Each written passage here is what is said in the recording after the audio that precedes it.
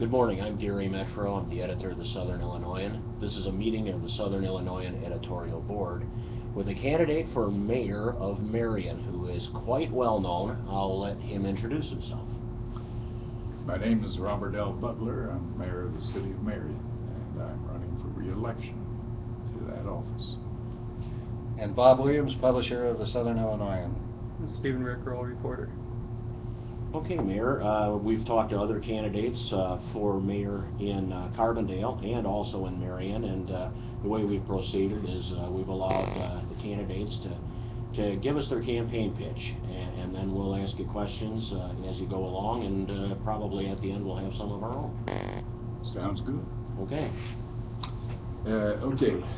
I think the position of mayor in any community, and particularly in Marion, demands that the person holding the office should have demonstrated leadership abilities, should have experience, needs to have a vision, should know where the community is and try to figure out where it ought to be and how to get there. We right now in Marion have several projects on the drawing board of great importance. Number one, of course, is the Star Bond Destination project. We expect that the ground will be broken sometime within the next 10 or 11 months. Is that still on schedule? You still expect that? It's yes, as far as I'm aware, it's still on schedule. Okay. Getting the major destination businesses to come in, of course, is an ongoing chore for the developers. They have been in contact with major players, and I would expect that in the not too distant future they will have an announcement of what their progress is. The city, of course, has got to be supportive of that. This is a project that has wide support, not just in Marion, but across our area, because we feel that it's something that's going to benefit the entire area. In fact, when we were pushing to get the legislation through the legislature to set up the Star Bond project, I had the mayor of Mounds, who happens to be a fellow by the name of Butler. No relation, but nonetheless by the name of Butler. Called me up one day and he says, we're 50 miles from where this project is going to be. We feel, though, that in some ways it's going to be beneficial to us. If it helps us by 1%, it will be better than what we've got now. And I thought he pretty well told the story, because I believe that's the way it's going to work across the board. Of course, we have plans to build a new fire station on the east side of town. We have problems with the trains stopping traffic and emergency vehicles. So we're going to build a new fire station on the east side. We will be moving into the Army Reserve Armory facility with the police department later this year. The Army Reserve is combining the facility in Mount Vernon and Marion into one in Carbondale, and they'll be opening a new one there.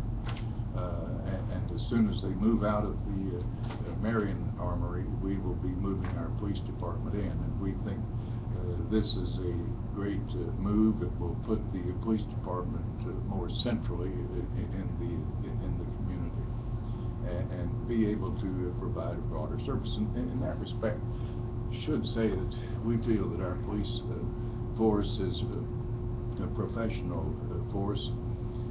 It is very competent, have great leadership, and we're certainly proud. And I think the fact that our crime rate is relatively low, it certainly is comparable in the best aspects with any community our size, and it can be attributed to a great extent with the efficiency and the competency, professionalism of our police officers. Our fire department, on the other hand, is equally proficient. Many area fire departments look to our people for help, assistance, and training, and we're glad to provide that. Of course, major concern for anyone in the mayor's office in Marion has to be retaining jobs that we have and expanding business and bringing in new business. Now, given the state of the national economy, this is difficult there, but on top of that, you have the state of Illinois in a fiscal shambles.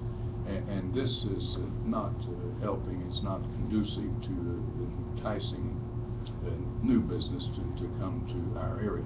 But we have used taxing increment financing and any other economic development tool that is available to help business to have incentive to bring business to town.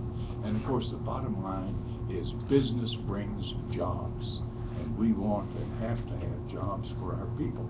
And of course we feel that the statistics show Marion is the leading retail center in southern Illinois. Its sales tax, its retail sales are constantly higher than those of any other community outside of the Metro East area.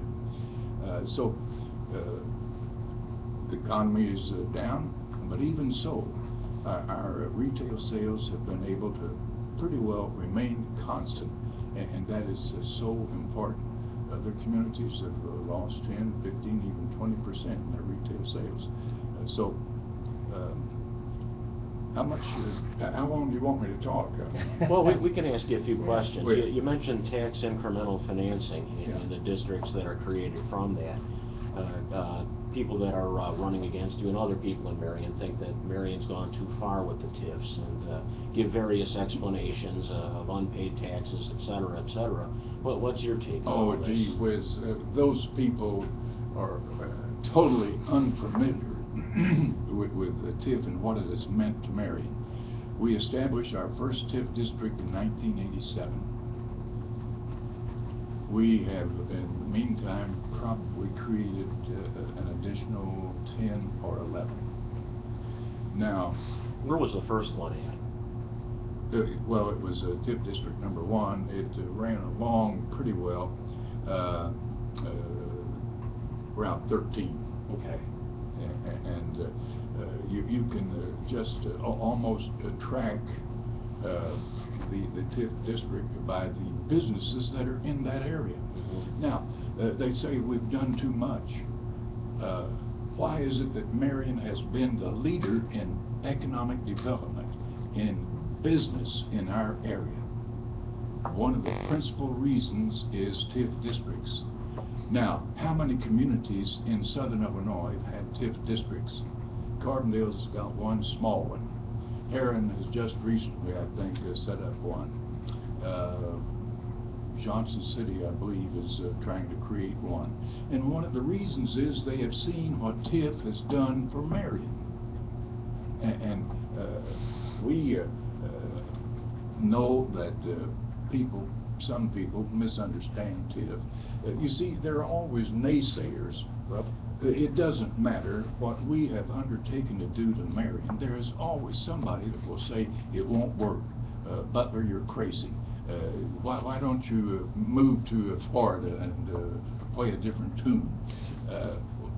They do not understand. They don't have a grasp. Well, I don't have the time to go around and individually try to explain to everybody how this thing works. People say, well, you're taking money away from the schools. TIF district is created. When that is created, there will be developers who come in with business that never existed. They will have retail sales that never existed before. They will have development of real estate that never existed. Real estate will increase the property tax. Retail sales will increase the sales tax. These are funds that never existed before, so you're not taking it away from anybody. You know, if we didn't have the TIF and the reimbursement to the developer of the eligible costs that he's expended, then that money would be going to the various taxing bodies, you know, John A. Logan or the school district or the airport authority or the county. But without the TIF, none of this would be there. And if I had the time, I'd be willing to sit down and discuss with anybody TIF. You'd be able to show financially that what Marion has received because of the TIF is in excess of what would have been contributed to the taxing bodies. Well, sure. By how wide a margin? Oh, well, you see, the taxing bodies were not receiving any of these funds to start with because they didn't exist. Now, They were getting 100% of nothing, weren't they? exactly, 100% of nothing. And so it always gripes me when somebody says, yeah, but you're taking money away from, we're not taking money away from anybody. And what they always overlook is that when the redevelopment agreement expires with the developer, then everything that is generated tax-wise will be distributed to the taxing bodies. When the TIF district expires, and it's got a life of 23 years, when it expires, then all the TIF development agreements in that district expire also, so that the taxing bodies then fall heir to all of the money that is being generated. Now, So your take is they're doing better because of this all along, and when the TIF expires, they're going to get a little bit of a windfall for from sure. that point on. Exactly right. And something else that's overlooked, sort of ancillary to you. If you have strong development taking place in a TIF district, there are going to be usually people moving to town. They're going to be building houses. There are going to be other businesses that are going to be created because of what has happened in the TIF district. Now, I know that this may be getting a little bit sophisticated, and there are those who do not want to look at the real details. And for those people, I say, go fly kite. Does it matter what kind of kite they fly, or any kind? Yes, but I can't pronounce it publicly. So another thing that you hear, and I'm looking for your take on it, is the city of Marion does things behind closed doors too often. It's an old boys network. You want to get all this stuff signed, sealed, and delivered before the public knows about it. I've heard that till I'm sick of it. It is so ridiculous and so untrue. You see, the Freedom of Information Act, the state statutes allow a city council to have executive sessions for particular purposes, and you have to keep a record of what transpires in the executive session quite frequently. And because of the activity that we have in Marion, we are always in negotiations with businesses, with property owners for projects. And many times, if this were done publicly, it would die, it would be killed. Frequently. They have competitive reasons for not wanting the stuff out in the public domain. That's right, until they are ready for it to be put out.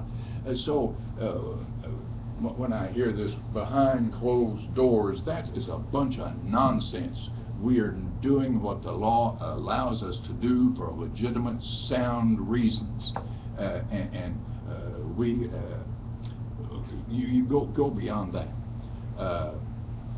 Our council meetings are open. We cannot take any action unless it's in an open session of the council. We don't try to hide anything. Back some while ago, we were taping our council meetings and then putting on the cable network. And one time we had equipment breakdown. So we had the council meeting on Monday, and always Tuesday you would see the tape on the cable. Well, because of the technical difficulty, we didn't have the tape on the cable the next day. I got a phone call from an elderly woman, obviously elderly, and she says, "Why isn't the city council meeting on the cable?" I said, "Technical difficulty, the machine broke down." she says, "You're lying, you're doing something you don't want us to see."